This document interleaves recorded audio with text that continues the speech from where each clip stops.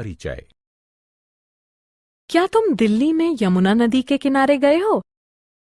नहीं मैम।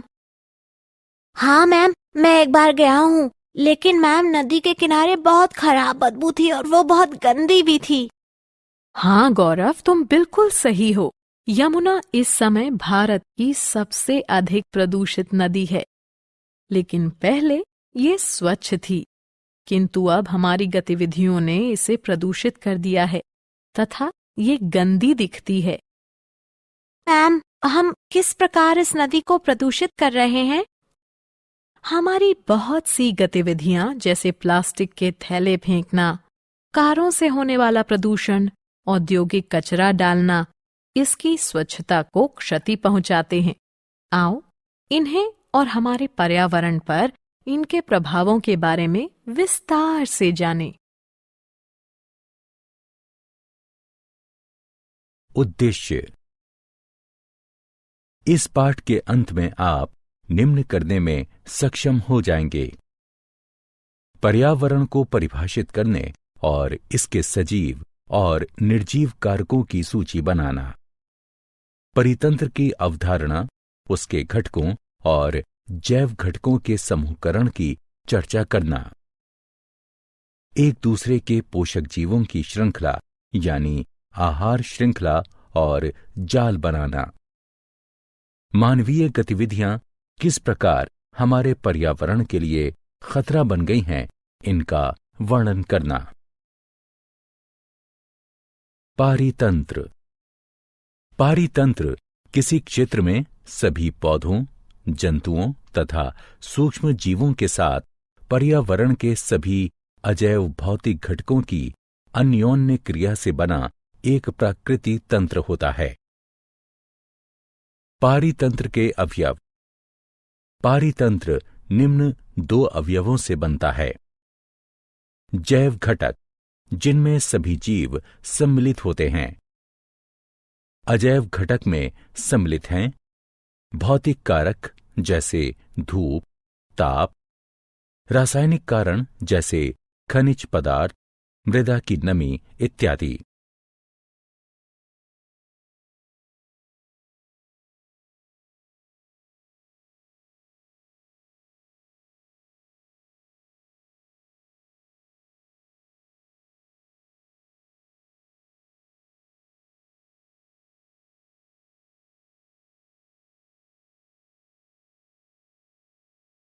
पारितंत्र के प्रकार।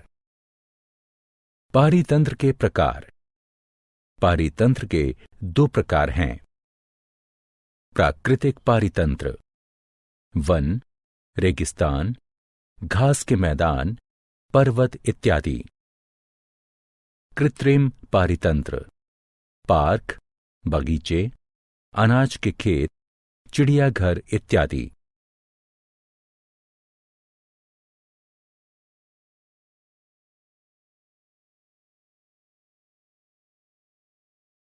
पारितंत्र के जैव घटकों का वर्गीकरण। हमारे पर्यावरण के जैव घटकों को मुख्यतः 3 समूहों में विभक्त किया जा सकता है: उत्पादक, उपभोक्ता, अपघटक। उत्पादक ऐसे जीव जैसे पौधे होते हैं जो अकार्बनिक यौगिकों से कार्बनिक यौगिक का उत्पादन करते हैं। उपभोक्ता ऐसे जीव होते हैं जो दूसरे जीवों से पोषक पदार्थ ग्रहण करते हैं। अपघटक सूक्ष्म जीव होते हैं जो मृत पौधों एवं जंतुओं का अपघटन करते हैं।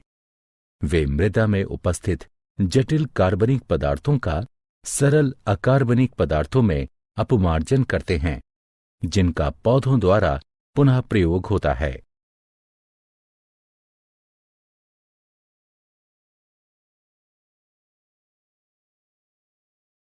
आहार श्रृंखला। आहार श्रृंखला पारिस्थितिकी समुदाय में उपस्थित जीवों की उत्तरोत्तर व्यवस्था होती है, जिसमें एक जीव से दूसरे जीव तक आहार ऊर्जा की श्रृंखला का निर्माण होता है। इस श्रृंखला का प्रत्येक जीव अपने नीचे के जीव पर आहार के लिए निर्भर होता है और बदले में उसके ऊपर का जीव उसे आहार बनाता है। आहार श्रृंखला का प्रारंभ उत्पादकों से होता है। उत्पादक प्राथमिक उपभोक्ताओं यानी शाकभक्षी का आहार बनते हैं। वे द्वितीय उपभोक्ता यानी मांसभक्षी का आहार बनते हैं और उनमें से कुछ तृतीय उपभोक्ता यानी श्रृंखला में सबसे ऊपर स्थित मांसभक्षी का आहार बनते हैं।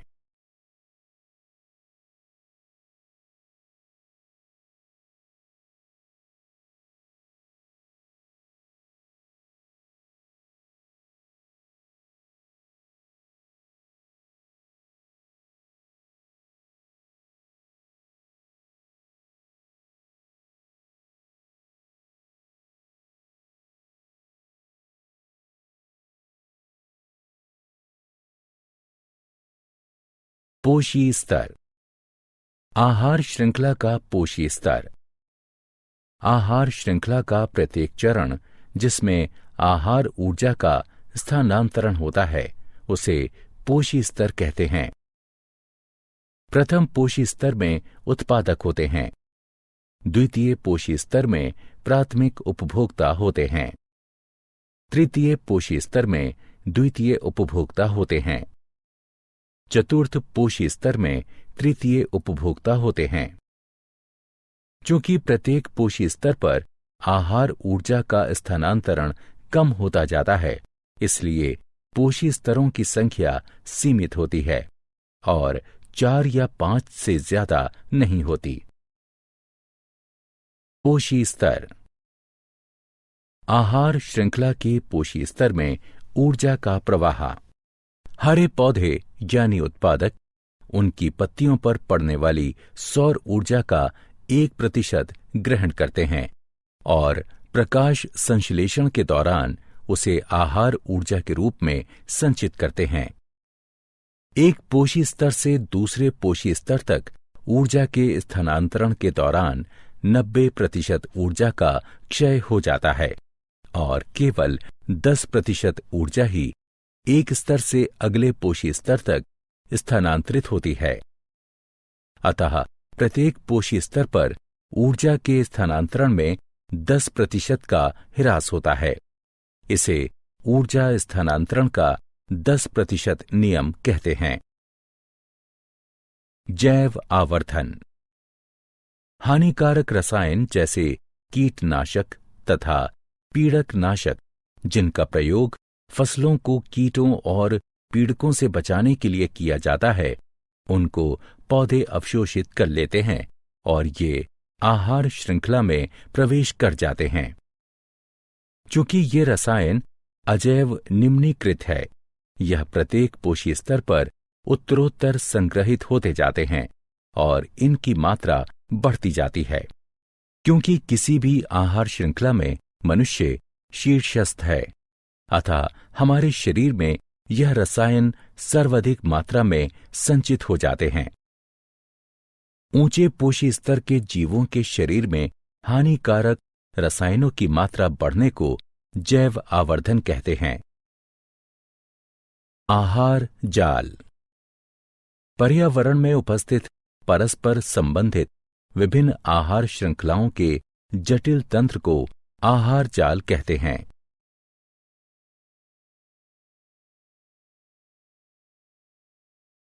मनुष्य के क्रियाकलाप पर्यावरण को किस प्रकार प्रभावित करते हैं? मनुष्य के क्रियाकलाप बहुत से अपशिष्ट पदार्थों का उत्पादन करते हैं जो पर्यावरण में फेंक दिए जाते हैं। ये अपशिष्ट वायु, जल और मृदा को प्रदूषित कर देते हैं। उत्पादित अपशिष्ट पदार्थ 2 प्रकार के होते हैं: जैव अपघटित अपशिष्ट, अजैव अपघटित अपशिष्ट। हम जो कचरा उत्पादित करते हैं उसका प्रबंधन हमें कैसे करना चाहिए? घरेलू अपशिष्ट को कचरा कहते हैं। कचरे के कारण वायु, जल और मृदा प्रदूषण होता है, अतः इसका सही तरीके से अपघटन होना चाहिए। कचरे के अपघटन की कुछ विधियां निम्न हैं।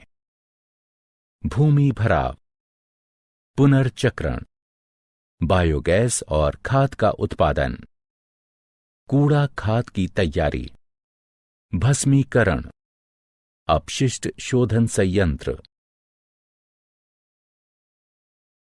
वायुमंडल में ओजोन की परत का अपक्षय। वायुमंडल में ओजोन की परत का अपक्षय। ओजोन यानी O3 के अणु ऑक्सीजन के 3 परमाणुओं से बनते हैं। वायुमंडल के उच्चतर स्तर पर यूवी विकिरण के प्रभाव से ऑक्सीजन के कई अणु स्वतंत्र ऑक्सीजन परमाणुओं में बढ़ जाते हैं, जो ऑक्सीजन अणु यानी O2 के साथ संयुक्त होकर ओजोन बनाते हैं। वायुमंडल के ऊपरी स्तर में उपस्थित ओजोन की परत सूर्य से आने वाले हानिकारक यूवी विकिरण से पृथ्वी की रक्षा करती है। यूवी विकिरण से मनुष्यों में त्वचा का कैंसर होता है। रेफ्रिजरेटरों और अग्निशामकों में प्रयोग होने वाले क्लोरोफ्लोरोकार्बन यानी CFCS जैसे रसायनों के प्रयोग से ओजोन की परत को क्षति पहुंच रही है। अतः ओजोन की परत की रक्षा करने के लिए CFCS का प्रयोग अब कम किया जा रहा है। क्या आप जानते हैं, ओजोन परत को क्षति पहुंचाने वाले पदार्थों पर 1987 में मॉन्ट्रियल संधि हुई थी। ये एक ऐसी संधि है जिसके अंतर्गत ओजोन की परत को क्षति पहुंचाने वाले पदार्थों के वैश्विक उत्पादन, उपभोग और उत्सर्जन में कमी आई है। सारांश। आइए हमने जो कुछ सीखा है उसे संक्षेप में दोहराएं। एक पारितंत्र में जैव और अजैव घटकों की अन्योन्य क्रिया शामिल होती है। पारितंत्र के जैव घटकों में उत्पादक, उपभोक्ता और अपघटक शामिल होते हैं। विभिन्न जैव स्तरों में शामिल जीवों की श्रृंखला आहार श्रृंखला का निर्माण करती है। एक पोषी स्तर से दूसरे पोषी स्तर तक जाने में ऊर्जा का सतत क्षय होता है। उत्पन्न होने वाले अपशिष्ट पदार्थों को जैव अपघटित अपशिष्ट और अजैव अपघटित अपशिष्ट में वर्गीकृत किया जाता है। क्लोरोफ्लोरोकार्बन रसायनों के प्रयोग से ओजोन की परत को क्षति पहुंचती है।